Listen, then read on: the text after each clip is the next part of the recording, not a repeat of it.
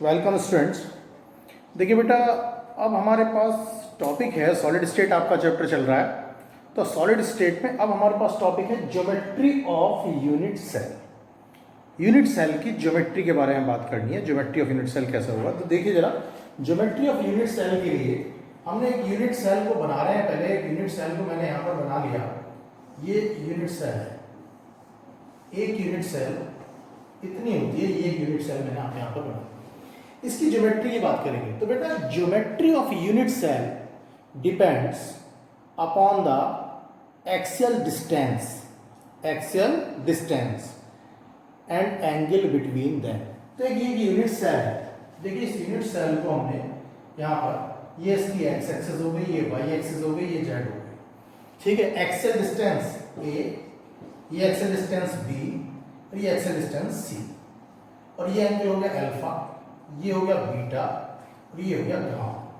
तो मैंने आपको कहा कि geometry of unit cell depends upon the axial distance A B C and angle between them alpha beta and gamma. ये हो गया। अब बेटा क्या होगा, एक्सियल डिस्टेंस और एंगल पे कैसे डिपेंड कर रहा है। तो किसी भी यूनिट सेल, अगर किसी यूनिट सेल में बेटा a equal to B equal to C, ये तीनों बराबर हो एक्सियल डिस्टेंस, और ये जो एंगल है alpha equal to beta equal to gamma, और ये 90 डिग्री हो, तो ऐसे यूनिट सेल की जो ज्योमेट्री होगी वो क्यूबिक होगी। तो मगर अगर आप ए बी सी और अल्फा बीटा गामा को डिस्टर्ब करेंगे तो ये क्यूबिक ज्योमेट्री डिस्टर्ब होगी या नहीं होगी? हो जाएगी डेफिनेटली। तो आप कह सकते हैं कि यूनिट सेल की बेटा ज्योमेट्री किस पर डिपेंड कर रही है? Axial distance A B C पर, और ये एंगल अल्फा बीटा गामा, इन पर डिपेंड कर रही है। अब इनको अगर डिस्टर्ब करेंगे तो कौन कौन सी ज्योमेट्री चेंज हो जाएंगी? तो कुछ आपके यहाँ दी हुई है, आपके एनसीईआरटी में पेज नंबर 8 पर दिया हुआ है। ये मैं आपको चार्ट दिखा रहा हूं। इस चार्ट में हमने यहाँ पर लिखा है बेटा crystal system, axial distance, axial angle और उसके एग्जाम्पल। तो जैसे क्यूबिक है, क्यूबिक में ए और बी सी बराबर होंगे, axial distance angle alpha beta gamma 90 degree होगा। इसके एग्जाम्पल है NaCl की ज्योमेट्री ऐसी होती है, और ZnS की भी ऐसी होती है, और Cu की भी ऐसी ही होती है। टेट्रागोनल में ए बी के बराबर होगा, मगर सी बराबर में नहीं होगा, सी इनके अलग इसका होगा। अल्फा बीटा गामा बराबर होंगे, 90 डिग्री एंगल होगा। इसका क्या होगा? SnO2 TiO2 CSO2। ऐसे ही ऑर्थोरोम्बिक में ए बी सी आपस में बराबर नहीं होंगे। अल्फा बीटा गामा 90 डिग्री होंगे, रोम्बिक सल्फर इसका एग्जाम्पल है। मोनोक्लिनिक ए बी सी बराबर नहीं होंगे, अल्फा और गामा 90 डिग्री होगा, बीटा 90 डिग्री नहीं होगा, तो मोनोक्लिनिक सल्फर एग्जाम्पल है। हेक्सागोनल ए बी के बराबर होगा, मगर सी के बराबर ये नहीं होंगे। अल्फा बीटा 90 डिग्री और गामा होगा 120 डिग्री हेक्सागोनल में, एग्जाम्पल हो गया ग्रेफाइट और जेडन। रोम्बोहेड्रल ए बी सी बराबर होंगे, अल्फा बीटा गामा 90 डिग्री नहीं होंगे, CSCO3। ट्राइक्लिनिक ए बी सी बराबर नहीं होंगे, अल्फा बीटा गामा भी 90 डिग्री नहीं होंगे, K2CR2O7 CuSO4। ये चार्ट आपको बनाना है, एनसीईआरटी में पेज नंबर 8 पर दिया हुआ है। अब आप इतना ध्यान रखिए कि यूनिट सेल की ज्योमेट्री तो कई सारी हो सकती है, तो मगर इनमें से आपके सिलेबस में आगे चल के जो स्टडी है केवल एक ही यूनिट सेल की है, किसकी है? क्यूबिक की, बाकी की नहीं है, केवल क्यूबिक की। तो अब हम केवल क्यूबिक की स्टडी करेंगे। अब यहां से सही मायने में चैप्टर सही से स्टार्ट होगा अब आपका। क्यूबिक ज्योमेट्री की, क्यूबिक यूनिट सेल की पूरी एनालिसिस अब हम करेंगे। अब मैं इसको रब करने के बाद आगे को बता रहा हूं। देखिए जरा, देखिए बेटा, जैसे मैंने आपको बताया कि इतनी सारी यूनिट सेल्स में से आपके सिलेबस में एक है, कौन सी? Cubic unit cell. तो अब हमारा नेक्स्ट टॉपिक है types of cubic unit cell. अब क्यूबिक यूनिट सेल के टाइप्स देखिए। क्यूबिक यूनिट सेल के टाइप होते हैं नंबर वन हमारे पास है क्यूबिक यूनिट सेल का। क्यूबिक यूनिट सेल का type simple oblique primitive cubic unit cell. देखिए, simple oblique primitive unit cell क्या होती है? तो मैं एक सिंपल प्रिमिटिव यूनिट सेल बनाता हूं। देखिए, एक सिंपल यूनिट सेल को मैं बना रहा हूं यहां पर। देखिए, एक सिंपल यूनिट सेल, इस सिंपल यूनिट सेल के कॉन्स्टिट्यूएंट्स पार्टिकल कॉर्नर पर मौजूद है। कॉर्नर पर, कहां पर मौजूद है? कॉर्नर पर मौजूद है सिंपल क्यूबिक यूनिट सेल के। तो सिंपल क्यूबिक यूनिट सेल की पहचान क्या है या डेफिनेशन क्या है? That cubic unit cell in which constituents particle is present at each at only at each corner. ऐसी क्यूबिक यूनिट सेल जिसमें कॉन्स्टिट्यूएंट्स पार्टिकल केवल कॉर्नर पर मौजूद है, that is a simple cubic unit cell. इसमें हमें निकालना है effective number of atom, effective number of atom. देखिए इफेक्टिव नंबर ऑफ एटम, देखिए जब आप पूरा का पूरा क्रिस्टल बनाते हो, तो मैं आपको पूरा क्रिस्टल एक बार यहां बना के दिखाता हूं। तो देखिए पूरा क्रिस्टल आप ऐसे बनाते हो कि आपने एक ये क्यूबिक यूनिट सेल यहां पर बनाई, ये एक क्यूबिक यूनिट सेल बनाई, इसके जैसी दूसरी यहां पर बनाई,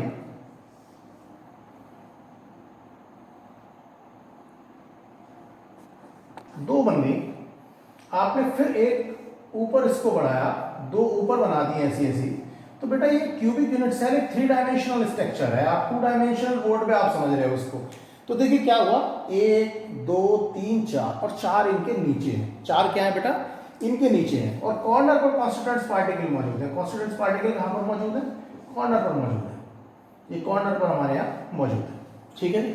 4 ये ऊपर है, 4 नीचे। तो अगर मैं इस पार्टिकल को आपको ध्यान से दिखाना चाहूं, तो ध्यान से देखिए बेटा कि ये पार्टिकल जब रखा है, ठीक है, कॉर्नर पर रखा है, तो ये अकेला पार्टिकल, ये जो अकेला पार्टिकल रखा है, ये कितनी यूनिट सेल को कंट्रीब्यूट कर रहा है। तो देखिए इस यूनिट सेल को, इस पार्टिकल को दिखाता हूं मैं आपको, इस वाले को। इससे इधर एक यूनिट सेल है, इसके ऊपर एक यूनिट सेल है, ठीक है जी, और नीचे एक यूनिट सेल है। इस पॉइंट के नीचे एक और एक, ये खुद 2, एक ऊपर 3 और एक इसके ऊपर 4 हो गई। जैसे इसके ऊपर हो गई एक ये वाली यूनिट सेल, एक ये 2, एक ये 3 और एक ये 4 और 4 इनके नीचे।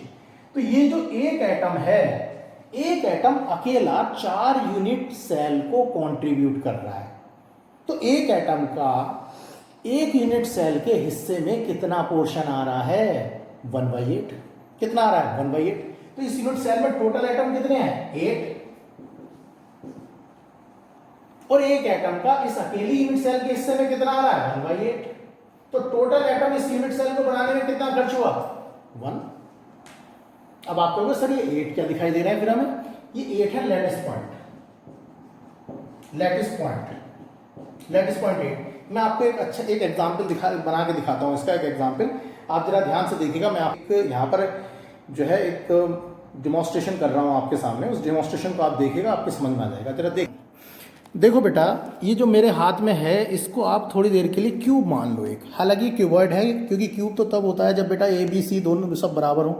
तो ए बी सी तो इसके बराबर है नहीं, क्यूबॉइड है, मगर क्यूब मान लो। तो ये हमने क्यूब, एक यूनिट सेल है, एक यूनिट सेल मैंने यहाँ पर रखी इस क्यूब की, एक यूनिट सेल ये रही 2, ठीक है, एक यूनिट सेल हमारे पास ये रही 3, एक 2, एक ही हो गई 3,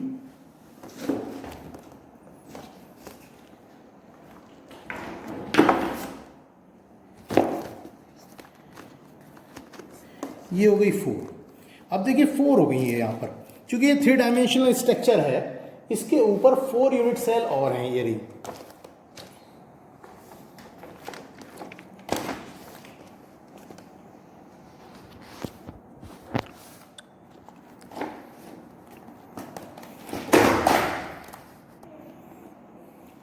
ये देखिएगा, एक ये रख दी मैंने यहाँ पर, और अब मैंने एक रख दी यहाँ पर ये वाली।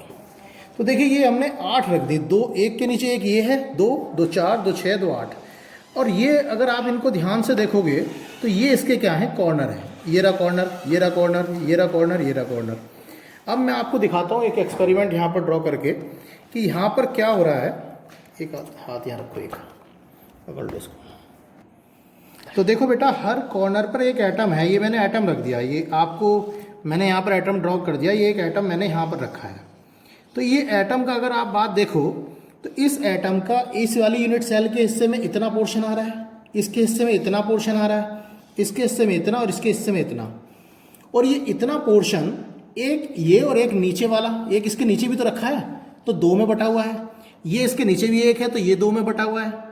इसके नीचे एक और रखा है, तो इसका आधा उसके हिस्से में आएगा, इसका आधा उसके हिस्से में आएगा। तो टोटल अगर आप देखो तो अब ये एक एटम कितनी यूनिट सेल में बट गया, 8 में बट गया। तो कॉर्नर पर रखा हुआ हर एक एटम अगर पूरे क्रिस्टल में बात करें तो हर एक एटम 8 यूनिट सेल में बंटता है, तो हर कॉर्नर पे रखा हुआ एक एटम का उस एक यूनिट सेल के हिस्से में कितना आता है, 1/8। चलिए अब हम बोर्ड पे चलते हैं। तो अब देखिए बेटा, ये एक यूनिट सेल है। अब इस एक यूनिट सेल का अब हम पूरी बात कर रहे हैं, तो हमने एक यूनिट सेल को ये बताया आपको कि इसका एक एटम ऐसी ऐसी 8, जब पूरा क्रिस्टल बनाने में ऐसी ऐसी 8 यूनिट लगती हैं, तो एक एटम 8 यूनिट में बढ़ जाता है, तो एक के हिस्से में कितना आता है, 1/8। तो इस एक यूनिट सेल को बनाने में टोटल एटम का खर्च कितना आया, तो effective number of atom, total atom है 8 और एक का हिस्से में कितना आया, 1/8, तो 1 आ गया। 8 क्या हो गया इसके, लैटिस पॉइंट। अब दूसरे टाइप्स ऑफ यूनिट सेल की बात कर रहे हैं। दूसरी unit types of unit cell को बोलते हैं, देखिए जरा, face centred cubic unit cell. इसको शॉर्ट में बोल देते हैं बेटा एफसीसी। शॉर्ट में क्या बोल देते हैं, FCC. Face centred cubic unit cell का मतलब है, in a cubic unit cell all the atom are present at each corner as well as at the centre of each face. तो देखिए जरा, मैं एक क्यूबिक यूनिट सेल बनाता हूं। तो एक क्यूबिक यूनिट सेल मैंने यहां पर ये बना ली। इस क्यूबिक यूनिट सेल में अगर आप बात करें, ये एक क्यूबिक यूनिट सेल, तो सारे एटम एक तो कॉर्नर पे प्रेजेंट हैं as well as at the centre of each face, हर फेस के सेंटर में भी। तो किसी भी क्यूब में कितनी फेस होती हैं, तो फेस के लिए देखिए बात करिए, फेस के लिए मैं बात कर रहा हूं अभी।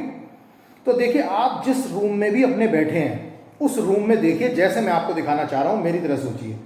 वो रूम अगर आपके जो रूम, जिस रूम में आप बैठे हैं, उसकी ए बी सी अगर बराबर नहीं है तो वो क्यूबॉइड है। आप थोड़ी देर के लिए ये मान लीजिए उसकी ए बी और सी बराबर है और अल्फा बीटा गामा 90 डिग्री है, तो आप क्यूब में बैठे हैं। अपने रूम को क्यूब बना लीजिए, आप क्यूब मान लीजिए। अगर अपने रूम को आप क्यूब मान रहे हैं, तो अगर जरा देखिए, अपने राइट हैंड साइड की वॉल को देखिए, एक फेस तो ये हो गई। अपने लेफ्ट हैंड साइड की फेस को, लेफ्ट हैंड साइड की वॉल को देखिए, 2 फेस हो गए। अपने बिल्कुल मुंह के साइड वाली वॉल को देखिए, 3 फेस। अपनी बिल्कुल जो कमर है, पीठ है, उसकी साइड वाली फेस को देखिए, 4 फेस। बिल्कुल आंखें ऊपर उठाइए, बिल्कुल अपना जो वॉल है, आपकी छत है, उसको देखिए, 5 फेस। अब आपके पास नीचे जो फर्श है उसे देखिए, कितनी हो गई, 6 फेस। यानी क्यूब की टोटल फेस कितनी होती है, 6 फेस के, और हर फेस के सेंटर पे एटम रखना है, हर फेस के सेंटर पे। तो देखिए जरा, ऐसी इस क्यूब की एक फेस ये हो गई, सेंटर पे एटम रख दिया। 2 फेस हो गई, 3 फेस, 4 फेस, 4 फेस हमारे पास यहां पर हो गई। अब बात आती है 5वीं फेस की, 5 और 6 फेस की। तो 5 और 6 फेस कौन सी है, ऊपर वाली छत आपकी रूफ और नीचे वाला फर्श। इस क्यूब में चूंकि 3 डायमेंशनल स्ट्रक्चर, वो हम दिखा नहीं सकते ऊपर की छत और नीचे का वो, तो वो 2 आइटम हमने यहां पर दिखा दिए। तो ये 6 आइटम रखे गए हमारे पास। जब ये 6 आइटम रखे गए, तो अब कहानी वही आती है कि इफेक्टिव नंबर ऑफ एटम कितने हैं एफसीसी में। Effective number of atom, effective number of atom, देखो कॉर्नर पर जो रखे हैं 8:1/8, उन्हें तो आपने डिस्टर्ब भी नहीं करा, तो 8:1/8 उनके लिए तो आएगा ही। मगर प्लस आपने फेस पर और रख दिए। जब आप फेस पर रखेंगे तो जरा देखिए, यही तो है वो फेस, इसे आगे बढ़ा के और बनाइए जरा। जब आपने इसे आगे बढ़ा के बना दिया और, तो ये जो फेस है, ये अकेली फेस इस वाली यूनिट सेल को भी कंट्रीब्यूट कर रही है और इस वाले को भी कंट्रीब्यूट कर रही है। तो इस एटम का आधा हिस्सा इसका हो गया और आधा हिस्सा इसका हो गया। ऐसी ये वाली फेस इधर वाली यूनिट सेल को भी कंट्रीब्यूट करेगी, इसे भी करेगी। तो फेस पे रखा हुआ एक एटम उस यूनिट सेल के हिस्से में कितना आता है, 1/2। जैसे इसका आधा इसके हिस्से में गया और आधा इसके हिस्से में गया। भाई इस फेस को अगर मैं बाहर निकाल लूं, ये मैंने इस फेस को बाहर निकाल दिया, तो इसका एटम ये आधा हो गया, आधा इधर वाले के हिस्से में और आधा हिस्से में, क्योंकि ये फेस इसकी भी है और ये फेस इसकी भी है। तो फिर हमने प्लस क्या करा, टोटल फेस पर रखे हुए एटम 6, इसके हिस्से में कितना आया, 6 का 1/2। तो कितने हो गए, 1 + 3 इक्वल टू कितने हो गए, 4। तो एफसीसी यानी कि face centred cubic unit cell में इफेक्टिव नंबर ऑफ एटम कितने हो गए बेटा, 4। अब आप कहेंगे सर ये टोटल मिला के क्या कहलाएंगे, ये कहलाएंगे लैटिस पॉइंट। लैटिस पॉइंट, तो लैटिस पॉइंट कितने हो गए, 8 + 6 14। 8 + 6 14। 2 टाइप की यूनिट सेल होगी। थर्ड टाइप की यूनिट सेल की बात कर रहा हूं मैं, body centred. Body centred cubic unit cell. देखिए body centred cubic unit cell की बात कर रहा हूं मैं। बॉडी सेंटर्ड का मतलब ये हो गया, इसकी definition, atom present at each corner as well as at the centre of body, at the centre of body. तो देखिए मैं इस वाली यूनिट सेल को बॉडी सेंटर में कन्वर्ट करता हूं। देखिए बॉडी सेंटर में कैसे कन्वर्ट करेंगे, सारे कॉर्नर पर प्रेजेंट है, उनको तो आपको कुछ कहना ही नहीं है, ठीक है ना। बॉडी का हर यूनिट सेल का बॉडी सेंटर तो एक ही होगा, बॉडी सेंटर थोड़ा अलग अलग हो जाएगा। बॉडी सेंटर इसका भी एक, इसका भी एक, ऊपर जो होगी इसका भी अलग, उसका भी अलग। तो फिर जो 8 रखे हैं उनको तो आप छेड़ेंगे ही, जो 8 रखे हैं उनको तो आप कुछ भी नहीं करेंगे। तो यहां पर इफेक्टिव नंबर ऑफ एटम हो गए, effective number of atom is equal to, corner वालों को तो आपने कुछ करा ही नहीं है, 8:1/8 प्लस बॉडी के सेंटर पे एक है, वो पूरा का पूरा उसी के हिस्से में आता है, ये आएगा 1 + 1 = 2। तो इफेक्टिव नंबर ऑफ एटम कितना हो गया 2, इसके क्योंकि बॉडी का सेंटर ये रहा 8 का हो गया 8:1/8 और बॉडी के सेंटर वाले में कितना आ गया 1। तो effect BCC body centred cubic unit cell में इफेक्टिव नंबर ऑफ एटम हो गया 2 और लैटिस पॉइंट कितने हो गए 8 + 1 9। एक और बचा बस टाइप ऑफ यूनिट्स है, एक और के लिए मैं कर सकता हूं। देखिए इसी को यहीं पे मैं नंबर 4 बता देता हूं आपको। नंबर 4 होता है base centred, base centred cubic unit cell. इसको भी बीसीसी बोलते हैं और उसे भी बीसीसी बोलते हैं, बॉडी सेंटर्ड, दोनों को भी बीसीसी बोलते हैं। तो देखिए base centred cubic unit cell में किसी भी क्यूब के बेस 2 हो सकते हैं, देखिए ये और ये, या फिर ये और ये। तो हर बेस के सेंटर पे हो गया, ये रहा बेस, ठीक है, 2 बेस हैं, दोनों बेस के सेंटर पे आ गया। बेटा जो बेस है वही तो फेस भी था, थोड़ी देर पहले जो मैं समझाया था यही तो फेस था जिसे हम बेस कह रहे हैं। तो इसका इधर वाली जो यूनिट सेल है ये वाला बेस, इसका भी हुआ और इसका भी हुआ, तो इस वाली यूनिट सेल के हिस्से में कितना आया 1/2। तो इसका ये हो गया कि कॉर्नर वाले 8 को तो आपने कुछ कहा ही नहीं, और बेस कितने हैं 2, और एक के हिस्से में कितना आ रहा 1/2, तो कितना आ गया 1 + 1 = 2। तो बेस सेंटर्ड में इफेक्टिव नंबर ऑफ एटम 2 है, बॉडी सेंटर में भी कितने हैं 2 हैं। बेस सेंटर्ड का लैटिस पॉइंट है कितने 8 + 2 10, बॉडी सेंटर्ड के कितने 9। ये डिफरेंस है। तो ये टॉपिक हो गया आपका types of cubic unit cell. तो types of cubic unit cell आपने कर लिया है। अब इसके आगे हम चलेंगे analysis of cubic unit cell. अब हम आगे इस चैप्टर में क्यूबिक यूनिट सेल की ही स्टडी करेंगे, थोड़ा डीप में जाएंगे क्यूबिक यूनिट सेल में। अभी तो हमने टाइप्स पढ़े हैं इसके, अब इन टाइप्स के डीप में जाएंगे, इनकी डेंसिटी निकालेंगे, इनकी पैकिंग एफिशिएंसी निकालेंगे, आगे इसी का एनालिसिस करेंगे। पूरे चैप्टर में यही चलेगा और फिर उसके बाद एक थ्योरेटिकल टॉपिक है वो आएगा। ठीक है बेटा, चलिए बेटा, ओके, थैंक यू। हाँ देखिए बेटा, ये क्वेश्चन है, इसमें हमने लिया है least mass will be in which case, किस केस में लीस्ट मास होगा। देखिए 2 ग्राम मॉलिक्यूल, बेटा ग्राम मॉलिक्यूल का मतलब क्या होता है मोल, 2 ग्राम मॉलिक्यूल वाटर यानी कि 2 मोल वाटर का मतलब है ये। तो 1 mole water is equal to 18 gram, 2 mole water is equal to 36 gram. 2 gram of water, इधर सीधा 2 ग्राम दे रखा है तो 2 ग्राम ही हो गया। 2 मॉलिक्यूल ऑफ वाटर, देखो मॉलिक्यूल दे रखे हैं वाटर के और मास निकालना है ग्राम में। तो मॉलिक्यूल और मास का रिलेशन क्या है। देखो मॉलिक्यूल को अगर मोल में बदलना हो तो given molecule upon 6.023 10⁻23 equal to mass से बराबर रख दो इसको, तो mass in gram upon gram molecular mass water का 18 हो गया। यहां से W ग्राम में कितना आ गया 36 अपॉन 6.023 10⁻23, यानी कि ये आ गया 6:10⁻⁻23। 2 ml ऑफ वाटर, वाटर की डेंसिटी 1 होती है तो उसका मास और वॉल्यूम सेम होता है, तो 2 ml water is equal to 2 gram. तो लीस्ट मास किसमें आया 10⁻⁻23 आ रहा है सी में, तो इसका आंसर होगा सी। देखिए अब इसके बाद दूसरा करेंगे बेटा, इसके बाद नेक्स्ट और ले रहे हैं हम यहाँ पर, नेक्स्ट करते हैं इसके बाद। देखिए ये क्वेश्चन है बेटा, calculate the weight of sodium which contain same number of atom as present in 20 gram calcium. ये क्वेश्चन बेटा नीट में ये क्वेश्चन आया है, नीट में ये क्वेश्चन आया, ठीक है, जेईई मेंस में भी ये क्वेश्चन आया। Calculate the weight of sodium, यहां पर वेट ऑफ सोडियम की जगह जब ये जेई मेंस में आया था तो सोडियम की जगह यहां पर पोटेशियम दिया हुआ था, ठीक है। और यहां पर ये नीट में जब आया तो यहां पर ये सोडियम आ गया, तो दोनों में क्वेश्चन आया, बस इस चीज को चेंज किया था बस इन्होंने। तो calculate the weight of sodium which contain the same number of atom as present in 20 gram calcium. Sodium का वो वेट बताओ जिसमें उतने ही एटम हो जितने 20 ग्राम कैल्शियम में होते हैं। तो पहले ये तो पता कर लो 20 ग्राम कैल्शियम में कितने होते हैं। तो number of atom of calcium is equal to number of atom निकालने हैं कैल्शियम के लिए। तो आप नंबर ऑफ एटम कैल्शियम के लिए निकालेंगे तो पहले कैल्शियम के मोल तो निकाल लो। मैंने ये कहा जब एटम मॉलिक्यूल इलेक्ट्रॉन प्रोटॉन निकालना हो तो पहले मोल निकाल लो। तो पहले क्या निकालना चाहिए आपको, मोल निकालना चाहिए। तो आपने यहां पर निकाला mole of calcium. Mole of calcium mass in gram upon molecular mass of calcium 40, तो कितना आ गया 1/2 यानी कि 0.5, ये आ गया मोल।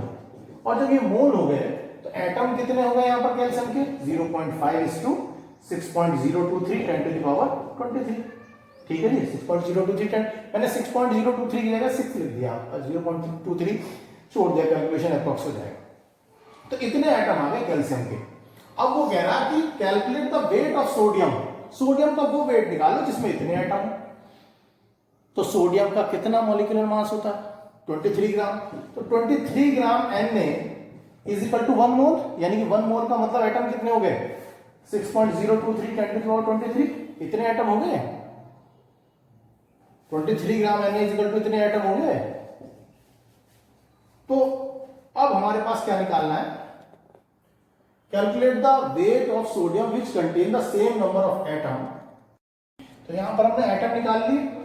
We know very well 23 gram Na is equal to, या फिर you can say we know 6.023 10 to the power 23 atom of Na is equal to 23 ग्राम। तो अब हमारे पास कितने हैं, तो 0.5 is to 6 is to 10 to the power 23 atom of Na में कितने ग्राम हो जाएंगे। तो ये हो जाएगा हमारे पास 23 is to 0.5 is to 6 is to 10 to the power 23 upon 6 is to 10 to the power 23, 6 is to 10 to the power 23 से ये कैंसिल हो गया, ये आपके पास आ गया 11.5 ग्राम ये हो गया। ये आपका सॉल्व हो गया बेटा, ठीक है जी। चलिए आगे करते हैं। देखिए बेटा ये वाला क्वेश्चन है, calculate the number of electron proton and neutron in 36 gram H2O, 2.7 gram Al3 plus 2.8 gram N3 minus. तो देखिए 36 ग्राम H2, तो पहले इसको A पॉइंट को ले रहे हैं, इसको मोल में कन्वर्ट करिए। तो मोल कितना हो गया 36, H2O का हमारे पास कितना हो गया मॉलिक्यूलर मास 18, 2 मोल हो गया। 2 मोल, मोल को मॉलिक्यूल में चेंज करिए, 2:6:10 to the power 23 मॉलिक्यूल हो गया, ठीक है। अब एक यहां पर रफ वर्क करिए, रफ वर्क H2O में 2 H के एटम है और एक ऑक्सीजन है। तो ये क्या हो गया 1H1 8O16। तो H2O में हमारे पास यहां पर आपको निकालना है इलेक्ट्रॉन प्रोटॉन न्यूट्रॉन। तो इलेक्ट्रॉन कितने हो गए, हाइड्रोजन में 1 इलेक्ट्रॉन, हाइड्रोजन में 1 इलेक्ट्रॉन, ऑक्सीजन में 6 इलेक्ट्रॉन हो गए 10। प्रोटॉन कितने हो गए 10, न्यूट्रॉन कितने हो गए 1 - 1 0, 1 - 1 0, 16 - 8 8, न्यूट्रॉन हो गए 8। तो इसके अंदर आपके इलेक्ट्रॉन और प्रोटॉन तो बराबर है। एक मॉलिक्यूल में इलेक्ट्रॉन हो गए 10, तो इतने मॉलिक्यूल में इलेक्ट्रॉन कितने हो जाएंगे 10:2:6:10 to the power 23। न्यूट्रॉन कितने हो जाएंगे, एक मॉलिक्यूल में 8 है तो इतने मॉलिक्यूल में कितने हो जाएंगे 8:2:6:10 to the power 23। एक आपका सॉल्व हो गया ये वाला। बी पार्ट ले रहा हूं मैं यहां पर। बी पार्ट में क्या है Al3 प्लस के लिए, इसका भी पहले मोल निकालिए। मोल ऑफ आयन, आयन है हमारे पास 2.7 ग्राम, तो 2.7 Al क्या होता है, Al हमारे पास होता है Al 13Al27। तो यहां पर क्या आ जाएगा 1 में 27, 0.1 मोल आ गया आपके पास। 0.1 मोल को मॉलिक्यूल में बदल लिया, 0.1:6:10⁻23 ये हो गया आपके पास, सॉरी आयंस हो गए, तो आपने इसको आयंस में यहाँ कन्वर्ट कर दिया मोल को। अब एक आयन की बात हम कर रहे हैं, रफ वर्क करिए आप यहाँ पर Al3+ के लिए। देखिए Al3+ के लिए रफ वर्क कर रहे हैं, इलेक्ट्रॉन, प्रोटॉन और न्यूट्रॉन। 13Al27 होता है, 13 इलेक्ट्रॉन Al में होते हैं, तो Al3+ में क्या होंगे, इसके 3+ तब आया होगा जब इसमें से 3 इलेक्ट्रॉन निकल गए होंगे, तो इलेक्ट्रॉन हो गए 10, प्रोटॉन हो गए 13, न्यूट्रॉन देखिए 27 - 13 कितना हो गया, 14 हो गया न्यूट्रॉन। तो आप यहां पर कैलकुलेट कर सकते हैं कि इलेक्ट्रॉन इज इक्वल टू, एक इतने मॉलिक्यूल हैं, एक मॉलिक्यूल में इलेक्ट्रॉन है 10, तो 10:0.1:6:10⁻23। Proton is equal to 13:0.1:6:10⁻23। Neutron is equal to 14:0.1:6:10⁻23। ये आ गया आपके पास इलेक्ट्रॉन, प्रोटॉन और न्यूट्रॉन। अब यहां पर बचा सी पार्ट। ठीक है, सी पार्ट को मैं यहां पर सॉल्व कर देता हूं।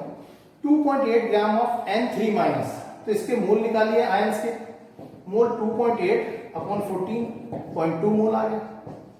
आयंस निकालिए इसके, आयंस इज इक्वल टू 0.2:6:10⁻23। अब देखिए N होता है 17N14 और आपके पास है N3-, में N3- में इलेक्ट्रॉन कितने N3- है, इलेक्ट्रॉन 7 थे और 3- और आ गया तो 10 हो गए। प्रोटॉन कितने हो गए 7 और न्यूट्रॉन कितने हो गए 14 - 7 7। तो इलेक्ट्रॉन तो हो गए यहां पर हमारे पास इसमें 10:2:6:10⁻23। प्रोटॉन और न्यूट्रॉन बराबर है 7:2:6:10⁻23। यहां से ये इलेक्ट्रॉन, प्रोटॉन, न्यूट्रॉन आप ऐसे कैलकुलेट कर सकते हैं बेटा। ठीक है, ओके। देखिए बेटा, ये है question, volume occupied by a diatomic gas at STP. STP word दे दिया, वॉल्यूम इतना दे दिया, नंबर ऑफ मोल्स निकालने हैं। एसटीपी पर अगर वॉल्यूम गिवन हो, नंबर ऑफ मोल निकालने हो, तो वॉल्यूम गिवन 5.6, ml में गिवन, लीटर में गिवन है तो अपॉन 22.4 लीटर, 1/4 आ गया यहाँ पर। ये हमारे पास ये वाला आ गया नंबर ऑफ। अब आगे देखिए दूसरा, calculate the number of atom in 112 ml of ammonia.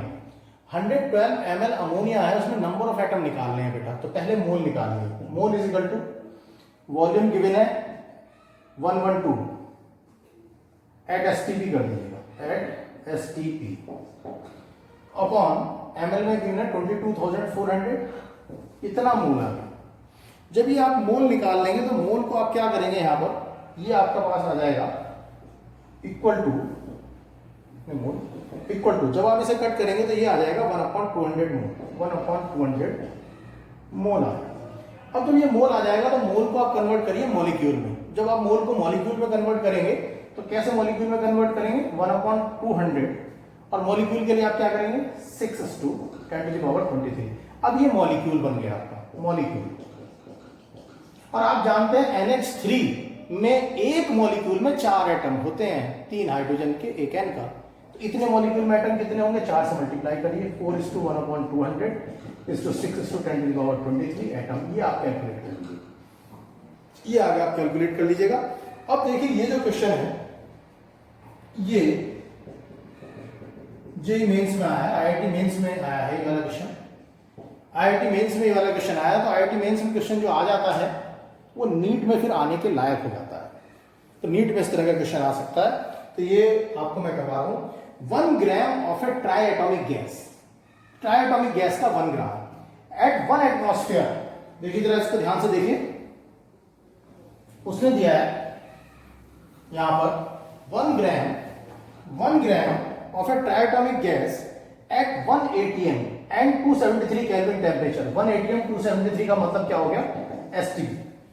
Occupied 224 ml volume, 1 gram इतना वॉल्यूम ऑक्यूपाई करता है। Then mass of occupied by the 1 atom, एक एटम कितना मास ऑक्यूपाई करेगा। देखिए इसने अपने क्वेश्चन में ये कहा है इसमें कि 224 ml, ठीक है, 224 ml एट एसटीपी ऑक्यूपाइड कितने से 1 ग्राम गैस, 1 ग्राम गैस ऑक्यूपाई करती है। अब इतना तो करती है ये, तो 22,400 ml कितना ऑक्यूपाई करेगी, तो 1:6 तो ये हो गया हमारे पास 20, तो ये हो गया 22,400 अपॉन 224, ये हमारे पास आ गया। तो कितना आ गया ये 100 ग्राम आ गया। कितना आ गया 100 ग्राम। बेटा 22,400 ml 100 ग्राम ऑक्यूपाई करती है, तो 100 ग्राम इसका मॉलिक्यूलर मास हो गया। ठीक है जी, मॉलिक्यूलर मास 100 ग्राम हो गया। मगर उसने अपने क्वेश्चन में क्या है 1 ग्राम ऑफ ए ट्रायोटॉमिक गैस, ये गैस ट्रायोटॉमिक है। क्या है ट्रायोटॉमिक गैस। तो इसमें क्या निकालना है मास ऑक्यूपाइड बाय द ट्रायोटॉमिक गैस। तो अब आपको ये देखना पड़ेगा कि आपके टोटल नंबर ऑफ एटम कितना मास ऑक्यूपाई कर रहे हैं। फिर उसमें से आपको एक एटम के लिए निकालने के लिए उसको 3 से मल्टीप्लाई करना पड़ेगा, यानी कि कुल मिला के आप कह सकते हैं 3:6:10⁻23 एटम का मास इक्वल टू 100 ग्राम है ना भाई। मॉलिक्यूलर मास किसी गैस का 100 ग्राम है। ठीक है जी। तो उसमें एटम हमारे पास अगर वो ट्रायोटॉमिक गैस है तो उसमें एटम कितने होंगे 3:10 एवोगैड्रो नंबर। तो इनका मास कितना हो गया, तो 1 एटम का मास कितना होगा 100 अपॉन 3:6:10⁻23। 1 एटम का मास कितना हो जाएगा। आगे बात समझ, ये हमारे पास कैलकुलेशन करके निकल के आएगा। तो ये आपका 1 एटम का मास हो जाएगा। ओके बेटा, चलिए गॉड ब्लेस यू बेटा। हाँ देखिए बेटा क्वेश्चन है 14 ग्राम अननोन गैस एट एसटीपी।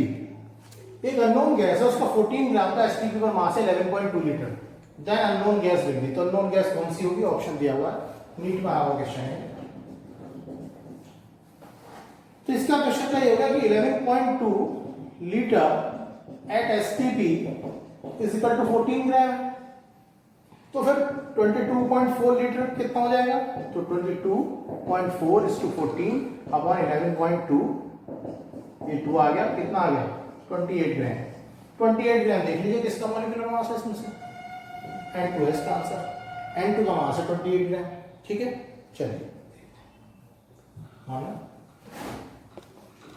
देखिए बेटा 2 क्वेश्चन ये नीट में आया, ये IIT मेंस का question. Calculate the number of H plus ion in 100 ml 0.1 m HCl। 0.1 m HCl के 100 ml में H प्लस आयन कितने होंगे। तो एक मॉलिक्यूल में एक मॉलिक्यूल HCl में H प्लस कितने हैं बेटा, एक ही तो H प्लस है।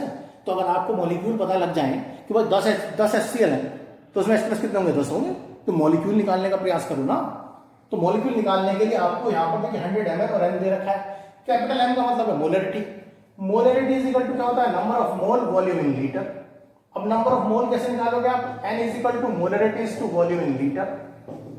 मोलरिटी उसने दे रखी है यहां पर देखिए 0.1 वॉल्यूम 100 ml को लीटर में करिए कितना आ गया, ये भी 0.1, तो 10⁻² आ गया। 10⁻² क्या आ गया, मोल। मॉलिक्यूल कितना आ गया 6:10⁻23:10⁻², इतने मॉलिक्यूल आ गया। मॉलिक्यूल आ गया यानी कि 6:10⁻21 मॉलिक्यूल, इतने मॉलिक्यूल आ गया। एक मॉलिक्यूल में H प्लस कितने हैं बेटे, एक HCl मॉलिक्यूल में H प्लस कितने हैं 1, तो इतने मॉलिक्यूल में H प्लस कितने होंगे, H plus is equal to 1:6:10⁻21, इतने हो जाएंगे H प्लस। ठीक है जी, इसकी बात करते हैं 100 ml। इसके लिए नंबर ऑफ है molarity is to volume in litre, वही ऊपर वाला फॉर्मूला। मोलरिटी 0.1 ये 100, मोलरिटी 0.1 और ये भी 0.1, 10⁻² मोल आ गया। मोल को मॉलिक्यूल में कन्वर्ट करना है। मॉलिक्यूल में कन्वर्ट करने के लिए 6:10⁻23 10⁻², ये मॉलिक्यूल हो गया। तो ये आ गया 6:10⁻21 मॉलिक्यूल आ गया। अब H प्लस आयन कितने होंगे बेटे, एक H+O4 के मॉलिक्यूल में H प्लस कितने हैं, तो इतने में कितने होंगे 2:6:10⁻21, इतने होंगे। किसमें होंगे, ये किसके लिए हो गया H+O4 के लिए, ये H+O4 के लिए। अब ये वाला क्वेश्चन कर लेते हैं IIT मेंस वाला। देखिए IIT मेंस वाला, देखिए ये क्वेश्चन है बेटा, vapour density of a gas is this one, ये वेपर डेंसिटी है। Then weight of 112 ml of a gas at STP. STP पर 112 ml का मास कितना होगा, वेपर डेंसिटी दे रखी है, तो मॉलिक्यूलर मास निकाल लो, सीधी सी बात है। Molecular mass is equal to 2:2 vapour density होता है, तो 2:2 वेपर डेंसिटी उसमें दे रखी है 11.2, कितना आ गया 22.4 आ गया, ये आ गया मॉलिक्यूलर मास। और हम जानते हैं किसी भी गैस का 22,400 ml of gas at STP is equal to हमारे पास उसका मॉलिक्यूलर मास हो जाएगा, यानी कि ये हो जाएगा 22.4 ग्राम, ये हो गया मॉलिक्यूलर मास। अब उसने कितने में पूछा है 100, 11.2 में निकालना है आपको। 11.2 में कितना हो जाएगा 11.2 इस 22.4 अपॉन 22,400, यहां से आप निकाल लेंगे, ये आपका आंसर आ जाएगा। ठीक है बेटा, ओके बेटा। हाँ देखिए बेटा, ये क्वेश्चन देखिएगा, ये नीट में आया है। Calculate the total number of ions in 100 ml of 0.1 capital M Al2SO4 whole thrice. Total number of ion दे रखे हैं, मोलरिटी दे रखी है। मोलरिटी आप जानते हो कि molarity is equal to number of mole और volume, number of mole is equal to M/V हो जाएगा। तो मोलरिटी दे रखी है उसने 0.1, वॉल्यूम दे रखा है 100 ml का मतलब कितना हो जाएगा लीटर में, यहाँ पर ये लीटर में लेंगे तो 0.1 आ जाएगा, 10 to the power -2 आ गया है। कितना आ गया 10 to the power -2, ये क्या आ गया बेटा मोल आ गया।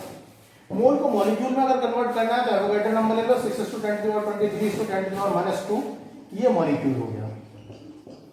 अब वो कह रहा इस मॉलिक्यूल में आया, इस मॉलिक्यूल को देखिए जरा, इसमें है क्या 2Al3 प्लस 3SO4 2-, तो टोटल आयन कितने हो गए इसमें, 2 ये वाले हो गए, 3 ये वाले हो गए, टोटल आयन मिलाकर कितने हो गए 5 आयंस हो गए। एक मॉलिक्यूल में 5 आयंस है, तो इतने मॉलिक्यूल में कितने होंगे, तो आप लिखेंगे total ions is equal to, total ions is equal to हमारे पास हो गए 5:6 is to 10 to the power 23 और ये 10 to the power -2, तो 10 to the power आ गया कितना 21, इतने आयंस आपके पास टोटल हो गए। ये देखिए ये क्वेश्चन आईआईटी मेंस का क्वेश्चन है, मैं आपको पहले ही बता चुका हूं, आईआईटी वर्ड से घबराने की जरूरत नहीं है। ठीक है, आईआईटी मेंस का क्वेश्चन नीट में आने लायक हो जाता है। ठीक है जी, आ रही है बात समझ में। तो ये आईआईटी मेंस में जो आ चुका है, ये वाला क्वेश्चन है at STP in a container, STP पर किसी कंटेनर में 14 ग्राम CO, तो 14 ग्राम CO प्रेजेंट है एसटीपी पर, और 5.6 लीटर Ne प्रेजेंट है, neon gas is present at STP, volume occupied by the mixture. तो टोटल वॉल्यूम कितना होगा, एक का मिक्सचर उसने एसटीपी पर दे रखा है और दूसरी गैस का एसटीपी पर वॉल्यूम नहीं दिया, एक का वॉल्यूम एसटीपी पर दिया, तो यानी दूसरी का वॉल्यूम एसटीपी पर निकालना पड़ेगा आपको। तो पहले निकालिए मोल उसके, जब वॉल्यूम दिया आपको, वो मोल निकालने के लिए क्या दिया 14 ग्राम CO, तो इसका मास 14 ग्राम, CO का मॉलिक्यूलर मास, कार्बन का कितना हो गया 12, ऑक्सीजन का कितना हो गया 16, तो 12 + 16 कितना हो गया, तो 12 + 16 को आप काउंट कर दीजिएगा, कितना हो गया यहाँ पर 8, ये हो गया 228 हो गया, कितना आ गया 0.5 मोल आ गया, 0.5 मोल। और एक मोल एसटीपी पर कितना ऑक्यूपाई करेगा 22.4 लीटर, और आधा मोल कितना करेगा उसका आधा कर दो, यानी 11.2 लीटर, तो 11.2 लीटर हो गया एसटीपी पर। 11.2 लीटर किसका हो गया एसटीपी पर CO का, और एसटीपी पर Ne का उसने दे रखा है, तो टोटल वॉल्यूम निकाल लीजिए भाई साहब। टोटल वॉल्यूम बेटा क्या हो जाएगा आपका 11.2, तो ये रहा 5.6 उसने दे रखा है, 5.6 इसमें ऐड कर दीजिए, तो आप इसका टोटल वॉल्यूम आ गया, कितना आ गया 11 और 5 16.8, इतना आपके पास ये वॉल्यूम आ गया, इतना लीटर वॉल्यूम आ गया। दोनों वॉल्यूम उसने लीटर में दिए थे, तो ये लीटर में आ गया आपके पास। ओके बेटा, चलिए बेटा ये एप्लीकेशन हो गया आपके पास। ठीक है बेटा, ये क्वेश्चन है यहाँ पर एम्स में आया है, एम्स में ये क्वेश्चन आया है, बहुत आसान है। At STP in a container, STP पर किसी कंटेनर में 160 gram SO2 is present, 160 gram SO2 present है किसी कंटेनर में एसटीपी पर। If 1.2 10 to the power 24 molecule of SO2 is remove, इतने मॉलिक्यूल उसमें से रिमूव कर दिए। In similar condition volume of the remaining SO2 will be, तो जितना SO2 बचा उसका वॉल्यूम बताना है। तो ये कह रहा है कंटेनर में एसटीपी पर इतना SO2 है, तो टोटल SO2 हमारे पास कितना है, तो पहले निकाल लें टोटल मोल ऑफ SO2, ग्राम में दिया है तो mass in gram 160 upon atomic mass. देखिए SO3 का एटॉमिक मास आप निकाल लीजिए, सल्फर का 32, ऑक्सीजन का हो गया 32, कितना आ गया 64 आ गया, कितना आ गया 64, डिवाइड करेंगे तो ये आ जाएगा हमें आपका यहाँ पर 2 मोल आ जाएगा। कितने मोल आ जाएगा यहाँ पर? ये 2 मोल आ जाएगा। ये बेटा 2.5 मोल आएगा आपका। कितना आएगा? 2.5 मोल। तो कंटेनर में टोटल मोल SO2 के इतने हैं। जितना रिमूव हुआ है उसका आपको दिया हुआ है, रिमूविंग का नंबर दिया हुआ है, इतने मॉलिक्यूल। आप इसको मॉलिक्यूल को मोल निकाल लीजिए। Removing mole of SO2, SO2 का कितने मोल रिमूव हुए, नंबर दिए हुए हैं उसने। कितने दिए हैं? 1.2 × 10⁻²4 नंबर दिया हुआ है मॉलिक्यूल का। आपको मोल निकालना है। डिवाइड कर दो किससे? 6.023 10⁻23 से डिवाइड कर दोगे। जब आप इसे डिवाइड कर दोगे तो कितना आ जाएगा? ये 6.023 10⁻23 से इसको डिवाइड कर दीजिए। कितना मोल आ गया? ये 24 दिया हुआ है। 2 मोल आ गया। कितना मोल आ गया? 2 मोल। तो अब आया remaining mole. Remaining mole of SO2 कितना आ गया? रिमेनिंग मोल 2.5 टोटल है, -2 कर दिया तो 0.5 मोल आ गया। अब उसने आपसे रिमेनिंग मोल ना पूछ के क्या पूछ लिया है? रिमेनिंग वॉल्यूम पूछ लिया है। तो 1 मोल में STP पर वॉल्यूम पूछता तो कितना होता? 22.4 लीटर। बचा कितना रिमेनिंग? आधा मोल। तो वॉल्यूम कितना हो गया? 11.2 लीटर। 11.2 लीटर इसका आंसर आ गया। ओके बेटा, चलिए ठीक है बेटा, गॉड ब्लेस यू।